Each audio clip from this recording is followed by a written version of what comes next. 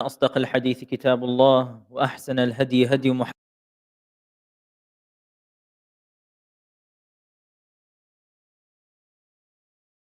كل بدعة ضلالة وكل ضلالة في النار. قال الله تبارك وتعالى: يا أيها الذين آمنوا اتقوا الله حق تقاته ولا تموتن إلا وأنتم مسلمون. وقال: يا أيها الناس اتقوا ربكم الذي خلقكم من نفس واحدة وخلق منها زوجها وبث منهما رجالا كثيرا ونساء، واتقوا الله الذي تساءلون به والأرحام إن الله كان عليكم رقيبا. وقال: يا أيها الذين آمنوا اتقوا الله وقولوا قولا سديدا يصلح لكم أعمالكم ويغفر لكم ذنوبكم، ومن يطع الله ورسوله فقد فاز فوزا عظيما. وقال عليه الصلاة والسلام: إنما بعثت لأتمم مكارم الأخلاق.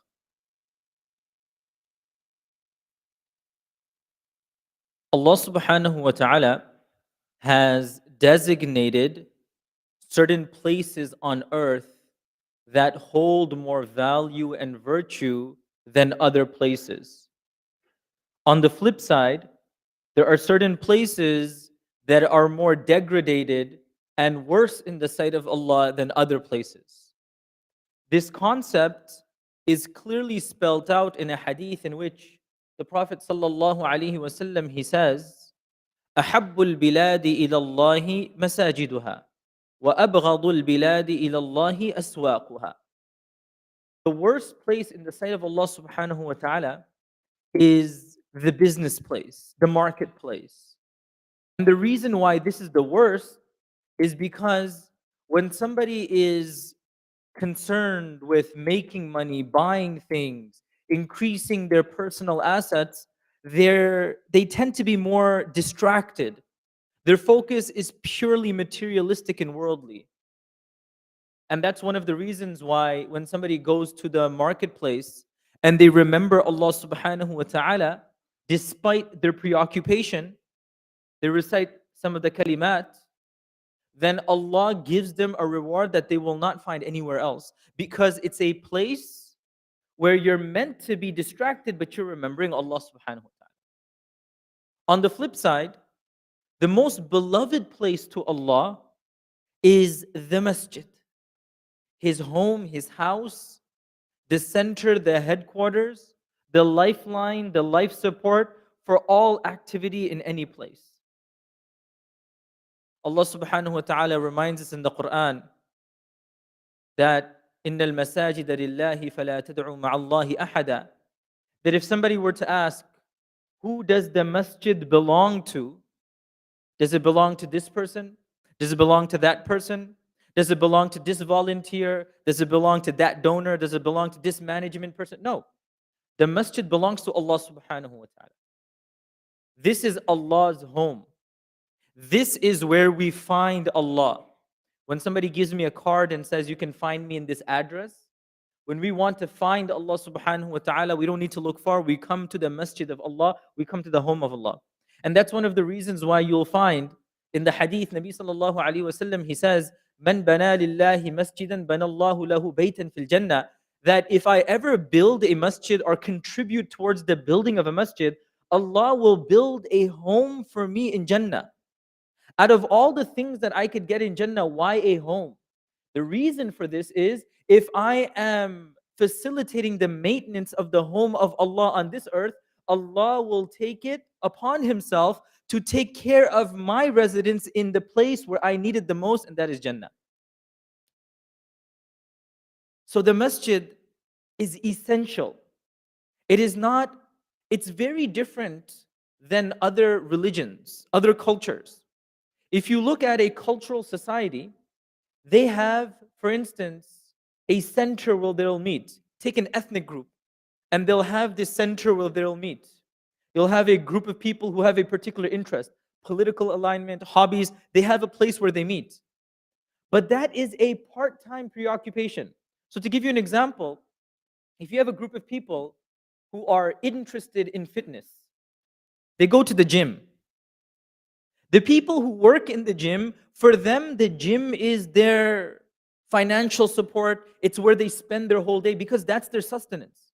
But for everybody else, the gym is somewhere they'll go for 1 hour, They'll go for half an hour, they'll go on the weekend. It's not what defines them. Same thing with other religions. Somebody will go to church, they'll go on a Sunday. Somebody will go to a synagogue, they'll go on a Saturday. The role of the masjid in the life of a Muslim is very different. We can never compare places of worship to the masjid, because the masjid is not only a place that we visit once a month, once a week, once a day, ideally 5 times a day. I'm literally going to the masjid more frequently than I go to the store, than I go to my workplace. And in many cases, if you think about it, I enter my home once in the morning and I enter at night. I'm entering the masjid more times than I even enter my own home. It's the life support, it's the lifeline, it's what gives me the sustenance that I need. So we need to understand these fundamentals. Number one, the masjid does not belong to any one individual. Even if I, as a millionaire or a billionaire, I buy an entire property somewhere random in Dallas and I invest all my money into it and I build, every single penny was from me. From the light to the electricity to the walls to the construction to the design, everything I paid. That masjid still doesn't belong to me. That masjid belongs to Allah subhanahu wa ta'ala. And by it belonging to Allah subhanahu wa ta'ala, what does that mean? It belongs to every individual who says La ilaha illallah. Allah subhanahu wa ta'ala's ownership of something simply means nobody can lay personal claim to it. It belongs to everybody.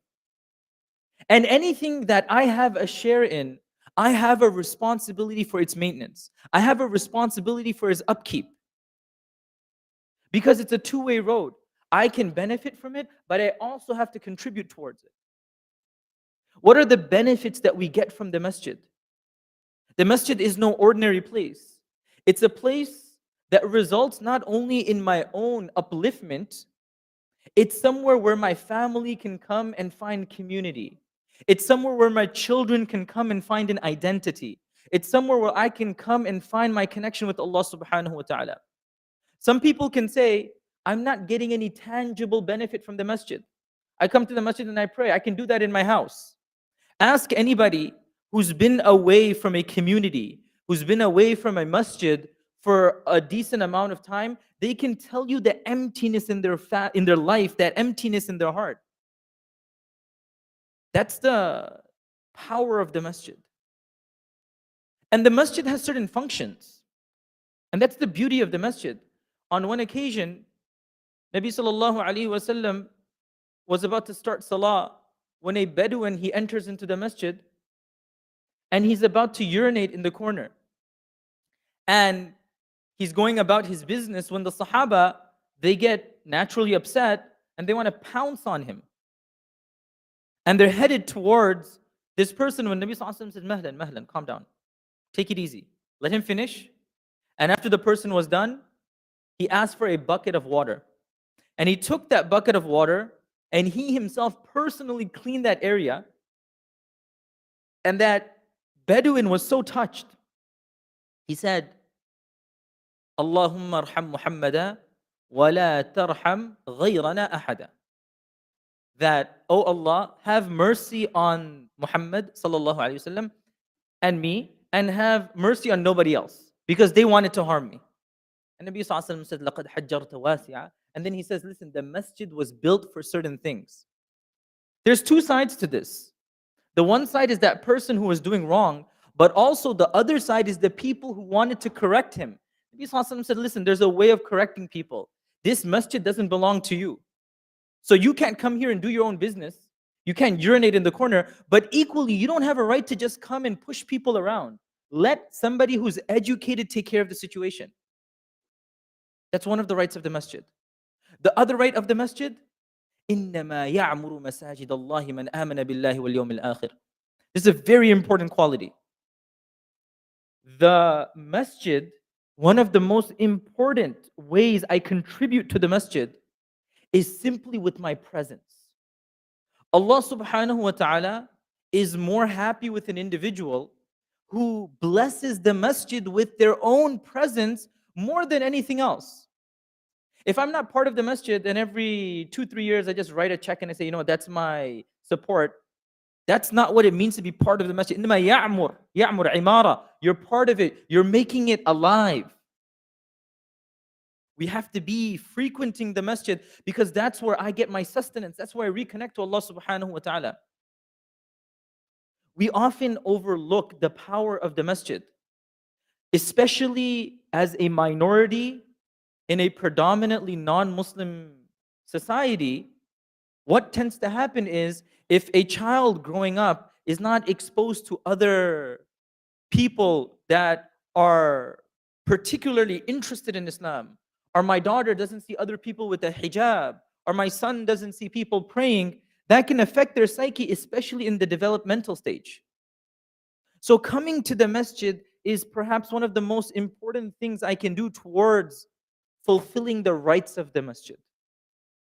Another right that the masjid has upon me is that I come in the most presentable and in the most appropriate way. For some people, we tend to come to the masjid as an afterthought. So I'm busy grilling or barbecuing or cooking, or I'm at the work job place, I'm all greasy, I have like the worst clothes on that I wouldn't even want to see myself in the mirror with, and I'm running to the masjid. We need to come to the masjid in a way that's presentable. Presentable doesn't mean you have to be dressed like this. I need to have a turban. No. Presentable means I have clean clothes. Presentable means I am wearing fresh clothes. I'm applying atr. I'm applying something that gives off a good fragrance. I'm not causing any inconvenience. When I come inside, I find a place. When I come inside, I place my shoes in the right place. When I come inside, I greet people. I give salam. Afshu salama bainakum. Because the community and the masjid ultimately is the heart of is the most integral organ of the body. No matter how much we succeed, no matter how much we excel as a community, if the masjid dies, then no matter how much I'm exercising, no matter if my heart is dying, no amount of exercise or diet or food or nutrition can bring me back. If the masjid dies out, if the sufuf are empty, if the lights are gone in the masjid, we can be the president of the country, we can be the governor of the state, we can be the most successful lawyers and the most successful physicians. Once the masjid begins to die out, then the heart begins to die out and it doesn't pump enough blood. And then slowly but surely all the other organs begin to suffer. We don't need to look far. There are many societies where Muslims came to those places generations ago. And once upon a time, they would say, once upon a time, my parents used to be in the masjid. The masjid doors are closed. SubhanAllah, there's a particular masjid. I don't want to get into the specifics, but there's a particular masjid which was one of the earliest masjids in a particular country. And when the initial founders had moved, they came, they preoccupied the masjid.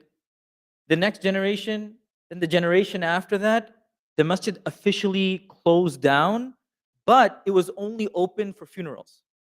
So a friend of mine who does a lot of these, salatul janaza and khutbahs, he got in touch with them and he said, if it's okay, I'll do it for free. Can I come and, just organize some events?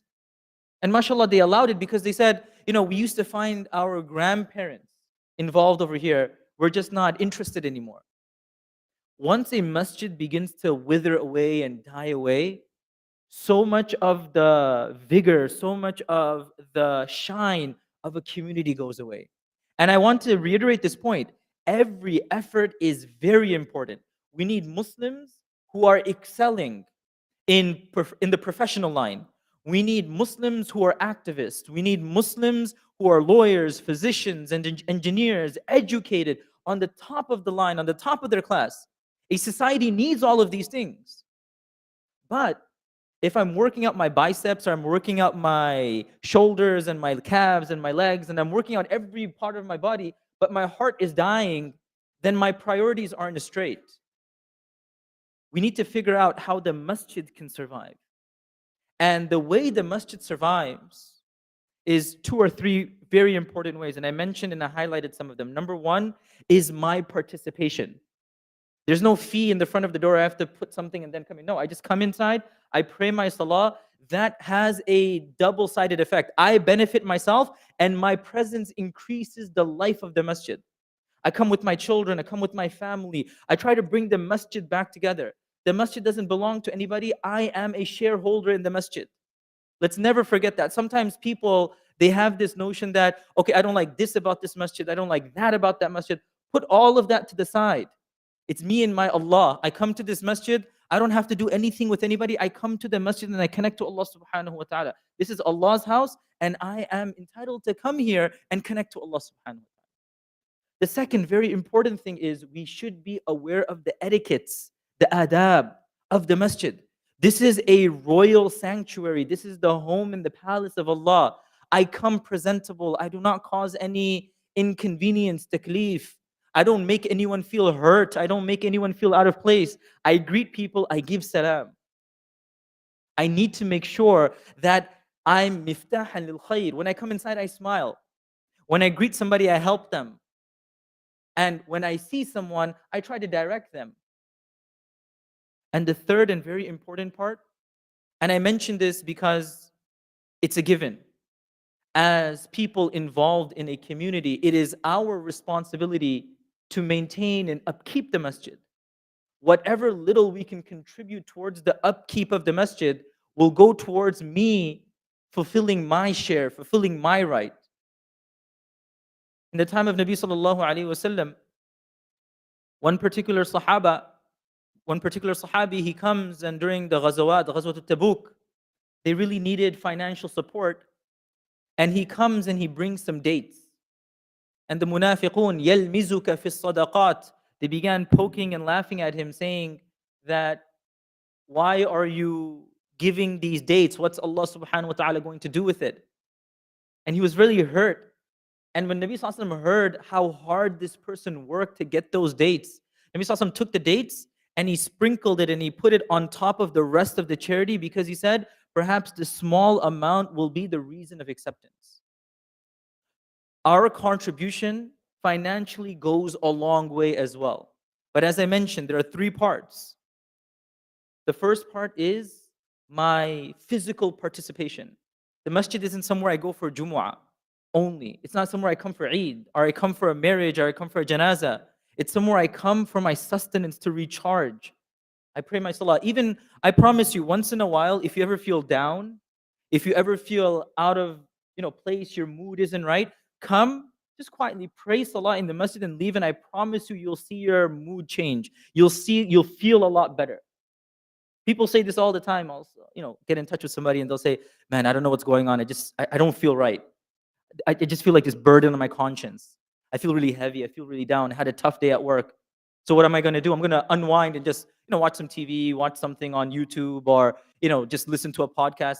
That's not going to do much. I promise you. Come to the masjid, just pray salah, and just walk back and go home, and you'll feel this resuscitation. You'll feel as though you're being brought back to life. The second thing is maintain the rights of the masjid. Being aware, how do I present myself? How am I with my fellow brothers and sisters? Because if the masjid belongs to Allah, it belongs to everybody. It belongs to me. It belongs to the person next to me. It belongs to the person behind me. It belongs to our mothers and our sisters. It belongs to our children. No one person has an extra share in this. And the third is, we need to contribute financially, however possible. Even if it's my $1, my $20, my 100, my 1,000, whatever I'm able to. And the different ways of contributing towards the masjid, whether it's a normal sadaqah, whether it's the waqf project that's happening right now. And the waqf project in particular has many dividends because it's a long-term sadaqah jariyah. But when I'm able to contribute in one of these three ways, I'm able to say to Allah that, Ya Allah, I have done my best towards the upkeep of your home and the upkeep of the lifeline and the center of the Muslim society. May Allah subhanahu wa ta'ala allow us to fill the sufuf. May Allah subhanahu wa ta'ala allow it to be such that we see our children also filling up the masajid. May we never see the day where the doors of our masjid close because we never maintained and took care of it. آمين يا رب العالمين. أقول قولي هذا وأستغفر الله لي ولكم ولسائر المسلمين فاستغفروا فيا فوز المستغفرين.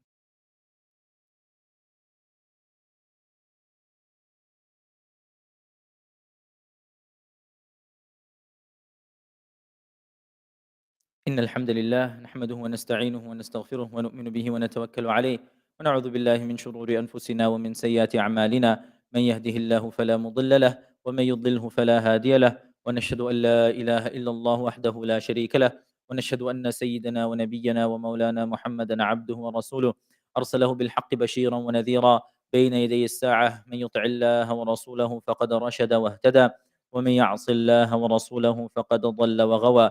أعوذ بالله من الشيطان الرجيم. إن الله وملائكته يصلون على النبي يا أيها الذين آمنوا صلوا عليه وسلموا تسليما. اللهم صل على سيدنا ونبينا ومولانا محمد وعلى آله وأصحابه وأزواجه وأتباعه أجمعين. قال النبي صلى الله عليه وسلم: الله الله في أصحابي لا تتخذوهم غرضا من بعدي، فمن أحبهم فبحبي أحبهم، ومن أبغضهم فببغضي أبغضهم. ربنا آتنا في الدنيا حسنة وفي الآخرة حسنة وقنا عذاب النار. اللهم أرنا الحق حقا وارزقنا اتباعه، وأرنا الباطل باطلا وارزقنا اجتنابه. اللهم انصر الإسلام والمسلمين في كل مكان. اللهم اشف مرضانا ومرضى المسلمين. اللهم أنت الشافي لا شفاء إلا شفاؤك، شفاء لا يغادر سقما. اللهم أجرنا من النار يا مجير يا مجير يا مجير. آمين يا رب العالمين برحمتك يا أرحم الراحمين. قال الله تبارك وتعالى: فاذكروني أذكركم واشكروا لي ولا تكفرون. يا معشر المسلمين أقيموا الصلاة وسووا صفوفكم. الله أكبر الله أكبر، أشهد أن لا إله إلا الله، أشهد أن محمد رسول الله. حي على الصلاة حي على الفلاح، قد قامت الصلاة قد قامت الصلاة. الله أكبر الله أكبر، لا إله إلا الله. استووا استووا واستقيموا. الله أكبر.